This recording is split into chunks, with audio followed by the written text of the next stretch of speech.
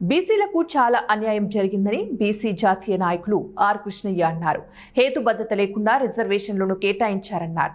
పేరుకే 23% రిజర్వేషన్లు కానీ 10 నుంచి 18 మధ్యలోనే రిజర్వేషన్లు ఉన్నాయి. 42% నుంచి 22%కు తగ్గించడం వలన సర్పంచ్లు నష్టపోతున్నారన్నారు. బీసీల జనాభా ఏ రకంగా ఉన్నదో ఆ రకంగా రొటేషన్ పద్ధతిలో ఇవ్వాల్సిన న్యాయపరంగా దక్కాల్సిన సర్పంచ్ సీట్ల విషయంలో కూడా తీవ్రమైన అవకతవకలు జరుగుతున్నాయి. మీరు చూస్తే బీసీ ఎస్సీలకు ఎస్టీలకు కేటాయించిన తర్వాత బీసీలకు ఎక్కడైతే రిజర్వేషన్లు కేటాయించాలో 50% పైగా ఏ గ్రామంలో ఏ కులంతో ఆ కులానికి రిజర్వేషన్ దక్కాల్సిన అవసరం ఉంటుంది. మరి అలాంటి పరిస్థితుల్లో మీకు తెలుసు, రాష్ట్రంలో ఎక్కడ చూసినా 56% మొన్న జరిగిన తెలంగాణ కులగణంలో 56% రిజర్వేషన్ అనే విషయం కూడా కులగణం లెక్కలో తేలింది. మరి 56% రావాలి ఇక్కడ. వాటిని తీవ్రంగా వ్యతిరేకించాల్సిన అవసరం ఉంది. మరి నిన్న జరిగిన మీటింగ్ లో కూడా ఆశిస్తున్న గారు మనకు జరుగుతున్న అన్యాయం పైన కార్యాచరణను రూపొందించి మీ అందరికీ తెలియజేయడం జరిగింది. ఈ కార్యాచరణలో భాగంగా రేపు తెలంగాణలో ఉన్న గ్రామాన అన్ని జిల్లాలు మండలాల వారీగా రిలే నిరాహార దీక్షలు, దాని తర్వాత రహదారుల దిగ్బంధనం ఇలాంటి కార్యక్రమాల కార్యాచరణ ఉంది. మనం ఇది చివరి వరకు వచ్చింది. బీసీ ఉద్యమం అనేది ఇప్పుడు కాకపోతే ఇంకెప్పుడు రాదు. ఈ గ్రామాల్లో వచ్చిన చైతన్యం, ఈ చైతన్యాన్ని ముందుకు తీసుకెళ్లాల్సిన బాధ్యత కూడా మనందరిపై ఉంది. మనం ఇప్పుడు కనుక దీన్ని వదిలేస్తే పాలక వర్గాలు ఇంకెప్పుడు రాకుండా చేస్తాయి. కాబట్టి మిత్రులారా, మీరందరూ కూడా ఇదే జాగ్రత్తతో ఉండి దీన్ని ముందుకు తీసుకెళ్లాల్సిన అవసరం ఉందని తెలియజేస్తూ సెలవు తీసుకుంటున్నాను. జైబీసీ అయితే లాటరీలో 10 గ్రామాలు బీసీకి, 8 గ్రామాలు ఎస్సీకి, 4 గ్రామాలు ఎస్టీలకు వచ్చినాయి.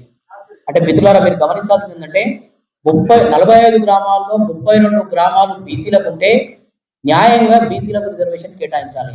కానీ వీళ్ళు కొత్తగా డ్రా ప్లాట్స్ అని ఒక డ్రా సిస్టమ్ తీసుకొచ్చి స్థానికంగా ఉండే ఆర్డీఓలు, ఎంపీడీఓలు అక్రమాలకు పాల్పడుతూ న్యాయంగా 32 గ్రామాల్లో బీసీలకు రావాల్సిన సర్పంచ్, వార్డు మెంబర్ల గ్రామాలకు రావాల్సిన వాటిని 10 గ్రామాలకు కుదించారు.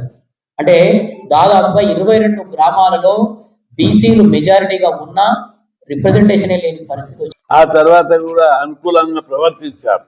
కానీ మేము నిలబెట్టుకోకుండా 22కు తగ్గేయడం వల్లనే, తగ్గించినందువల్ల కొందరు అధికారంలో ఉన్న కొందరి నాయకుల యొక్క వ్యక్తిగత ఇష్టాయిష్టాలతోటి కాంగ్రెస్ పార్టీని మొత్తం సర్వనాశనం చేసిరు.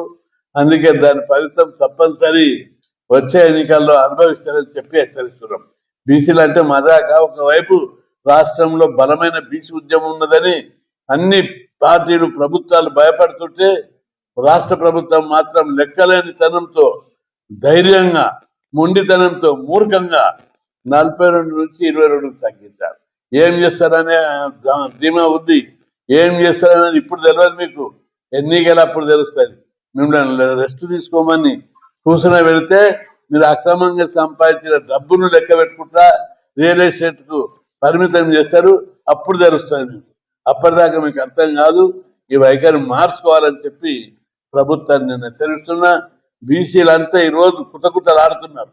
చాలా మంది ఏం చేయాలంటే ఏది చేసినా గాంధీ మార్గంలో చేయండి, పీస్ఫుల్ గా చేయండి, ర్యాలీలు జరపండి, ధర్నాలు జరపండి, ప్రదర్శనలు చేయండి, దీక్షాలు చేయండి, కలెక్టర్ల ముంగట పోయి ధర్నాలు చేయండి, ఎమ్మెల్యే క్యాంప్ ఆఫీసులు ముట్టడించండి. పీస్ఫుల్ గా ఎమ్మెల్యే క్యాంపస్ పోయి ఓ ఎమ్మెల్యే ఫోన్ చేసిన అన్నా మీ వాళ్ళందరూ వచ్చిన ఎమ్మెల్యే క్యాంప్ మీద రాళ్ళేసి కొడుతున్నారు అన్నాడు. నేను విజ్ఞప్తి చేస్తున్నా,